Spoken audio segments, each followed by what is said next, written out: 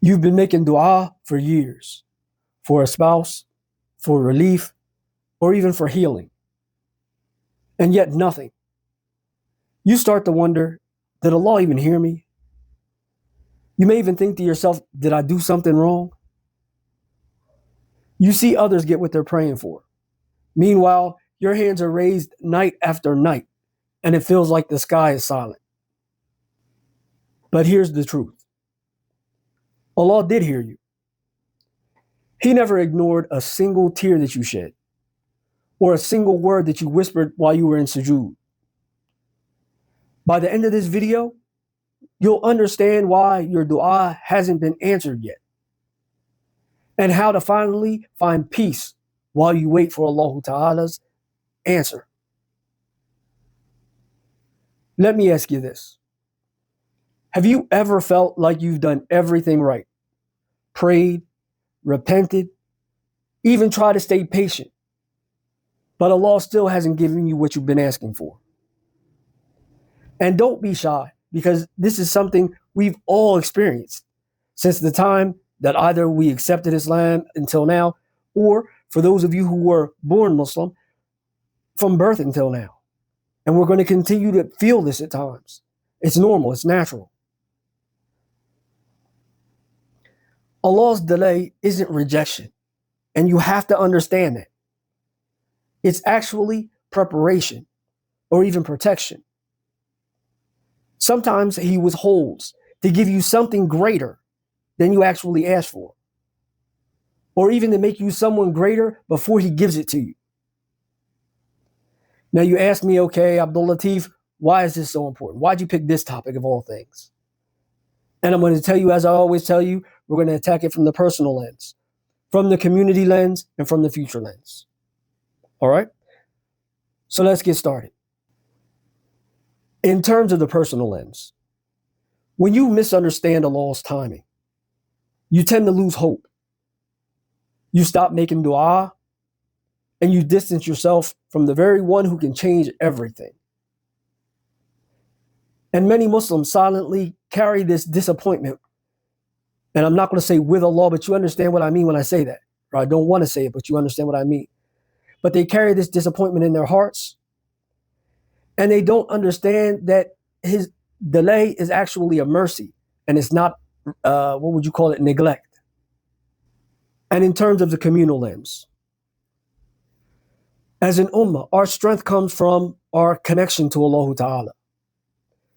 And when dua turns into doubt, our collective reliance on Allah, it weakens. We start depending on people, systems, or even ourselves, instead of the one who owns everything. And in terms of the future lens, if we don't correct this misunderstanding, a generation of Muslims will grow up believing that dua doesn't work. They'll see prayer as more like just a general ritual, not as a real connection between them and Allah. And that kind of spiritual emptiness will destroy the hearts before any type of kufr or disbelief could ever do. Now take a minute and think of which one of these perspectives hits you the hardest right now. And in terms of our everyday real life, how do we tie all this in with our everyday lives? You know, it's easy to tell someone to have sabr or patience when it's not your test. But when you're the one waiting for either marriage or a child or healing or for direction, it's hard. Every unanswered dua starts to feel like a silent rejection. You tell yourself, maybe I'm not good enough. Maybe Allah's angry with me. Maybe He'll never answer me. But you need to know that that voice inside of you, the one that's saying that Allah forgot about you, it's not true. That's the shaitan whispering to you, hoping that you'll stop asking Allah. Because the day you stop making dua is the day you cut off your lifeline to Allah Ta'ala. And can you honestly say that you don't know anybody that's ever been in or experienced this type of situation? People have been making dua for years, and we hear the stories all the time. And they say, okay, Allah's not answering me. Allah's not answering me. I made dua and it's not coming through. So this is something that actually happens. You have to understand that Allah Ta'ala, He says in the Quran, He says, and your Lord says, call upon me and I will respond to you. Tayyib. He didn't say I might respond. He said I will. The only question is when and how. Now that we've discussed the problem, let's talk about the solution. So what we need to figure out is how do you hold on when you've been waiting for something even as long as for years? Let's break it down step by step. So this is the point in the video where I always tell you, go get your pieces of paper and your pencil and write these down. Step one is to redefine what an answer looks like. When you make dua, Allah gives you one of three different responses. Either He gives you what you ask for, or He delays it until the right time, or He replaces it with something better, either in this world or the next. The Prophet ﷺ was reported to have said that there's no Muslim, mind you, no Muslim, who calls upon Allah with supplication in which there is no sin or severing of family ties, but Allah will give him one of three things. He will answer his prayer, or He will store it for him in the hereafter, or He will divert an equivalent evil away from him.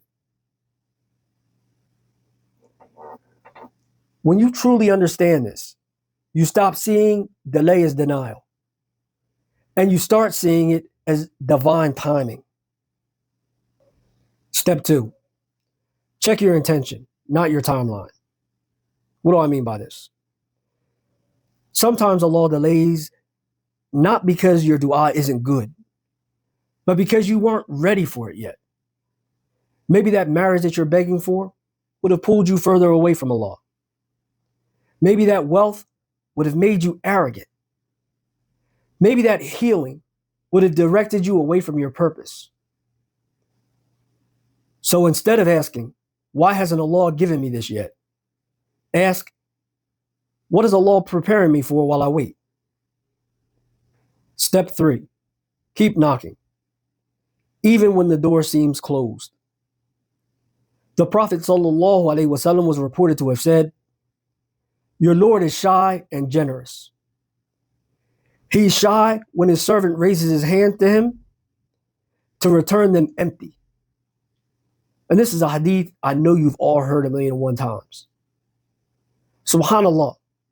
Now just think about that. Allah, the King of all creation, feels shy to turn you away when you call on Him sincerely. So ask yourself, how could He possibly ignore you? Keep making dua and keep knocking. Because the only time this door is truly closed is when you stop knocking. Step four, stay grateful while you wait. Gratitude turns waiting into worship. Every day you wake up and still haven't received what you've asked for. Thank Allah for another chance to earn more reward through sabr. We know that the Prophet ﷺ, he said, amazing is the affair of the situation of the believer. For there's good in him in every situation or every matter. If he's happy, he thanks Allah and there's good in it for him. If he's harmed, he shows patience and there's good in it for him. And this is another hadith I know you've all heard. There's no need to go all the way through the explanation of it. But understand, gratitude and patience are not opposites. They're actually twins. Both grow your heart closer to Allah while you wait for what it is you asked for. Step five, keep doing the deeds that bring answers closer to you. Sometimes your dua isn't answered yet because Allah loves hearing you call upon Him. But also, dua works with action. Give sadaqah regularly, even if it's in small amounts. Pray qiyam al-layl or the night prayer, and beg Allah Ta'ala when everybody else is asleep. Fix broken relationships and seek forgiveness for those whom you've hurt. Increase your tawakkul, or your reliance upon Allah, and detach from people's approval. These deeds polish your heart and make it more deserving of Allah's mercy. And step 6, remember, Allah never forgets. Allah Ta'ala, He says, does man think that we will not assemble his bones? Yes. We are able even to proportion his fingertips. Think about that. If Allah doesn't forget a single fingertip, do you really think that He forgot about your dua? Sometimes the silence that you feel is not rejection. It's Allah testing your sincerity. He wants to see, will you still call upon Him when the world goes quiet?